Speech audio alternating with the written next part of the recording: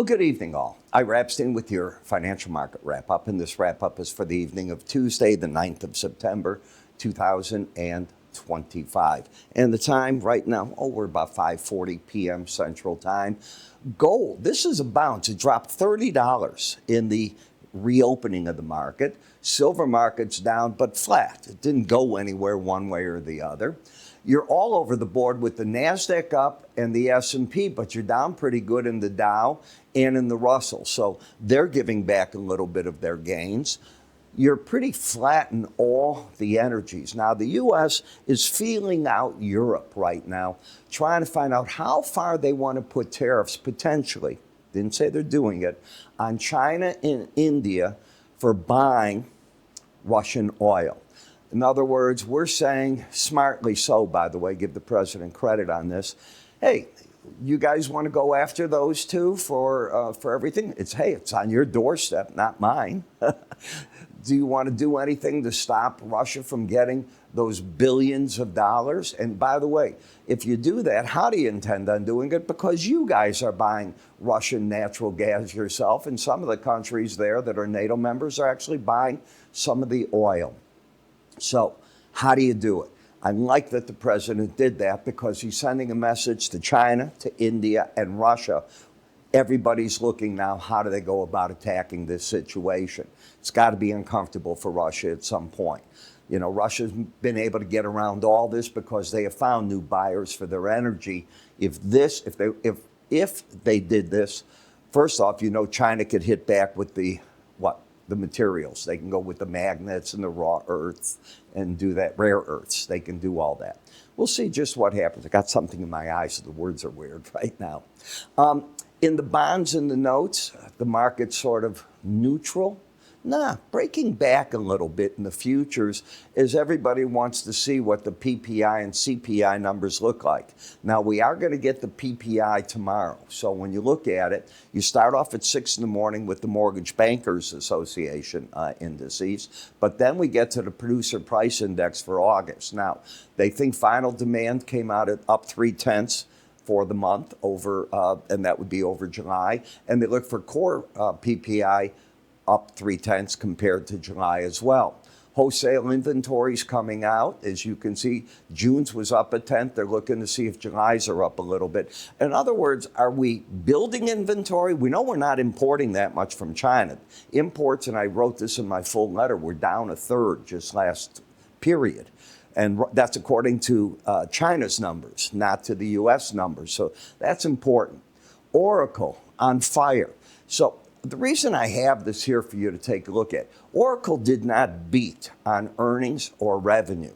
They were very close to the estimates. What happened is the backlog of people that they have signed up that want to rent from them artificial intelligence space. Think of NVIDIA, big chip. $455 billion is a backlog going up years out in the future.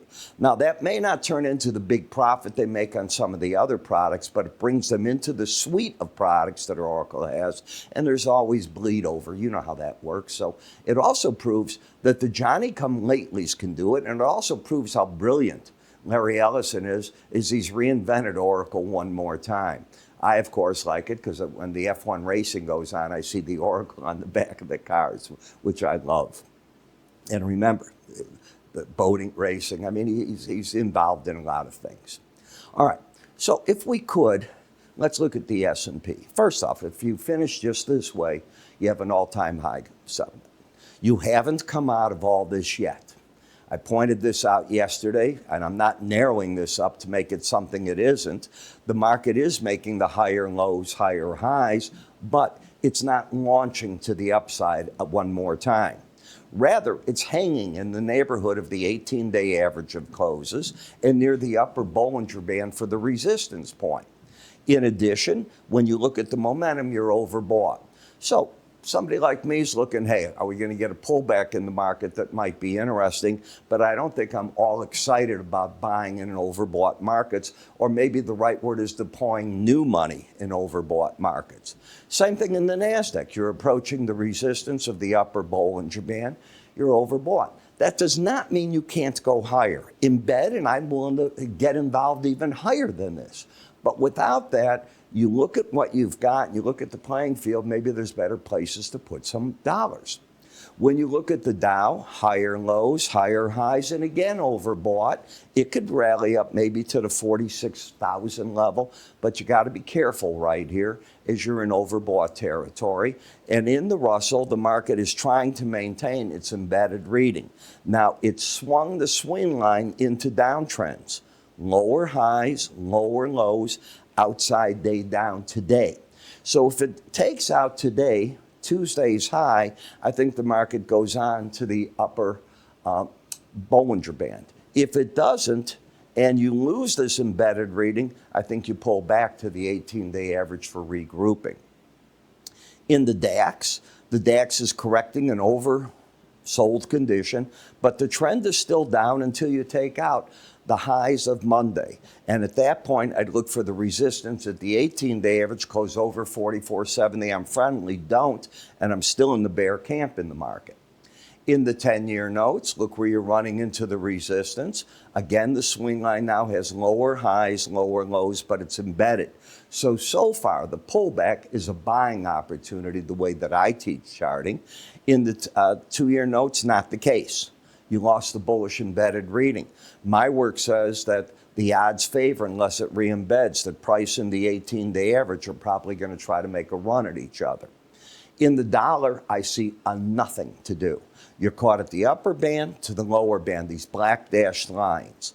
The 100-day average has been acting in green as the resistance along with the 18, but there's no verve to the downside. You instantly get oversold. Flip-flop is the euro, which got up to the upper Bollinger Bands, and it makes up 57% of the dollar index, and that's throwing the market back. Again, I don't see a trend trade. I don't see one in the British pound. I see a lower low, back up to the upper Bollinger Band, and backing off. There's a time when you keep your hands in your pockets. That's one of those times. I've told you day after day that when you lost the bearish embedded reading, I think you'd make a run at the 18-day average. Ring the bell. It's exactly what you did today. Now you're backing off from there. In the crude oil, higher high, lower low. It's really caught between the 100-day average and the 18. It's back and forth in here. When it gets a pop, it seems to run into the 200-day average and greater the Bollinger Band and back off. If the market ever takes out this low of last week, be careful. That could set the market right down to the 64.80 market. Right now, I don't see anything. I see a market that is knocking on the door of being oversold if it drops much more. Same thing, and it is oversold in WTI, void of a trend with a higher high, lower low.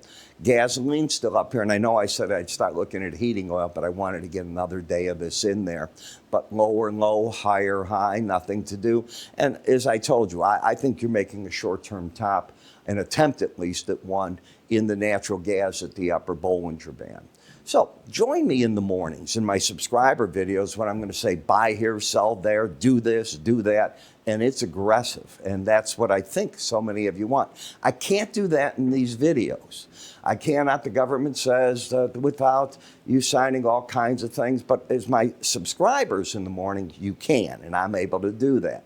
So if you'd like to get free offers, trial to my different videos, what we say, how we say it, just go to iraepstein.com free offers, and it's iraepstein.com. You'll see it on the left. Or move your cursor to the very top up here. You'll see an icon. Give it a click, and that'll take you right to the page. In the meantime, I'm Ira. You have a great evening. Watch the other videos, and I'll catch you first thing in the morning as we talk about the PPI. And if you get into my subscriber videos, I'll see you at 6 in the morning when I'm putting out the morning subscriber video on the futures.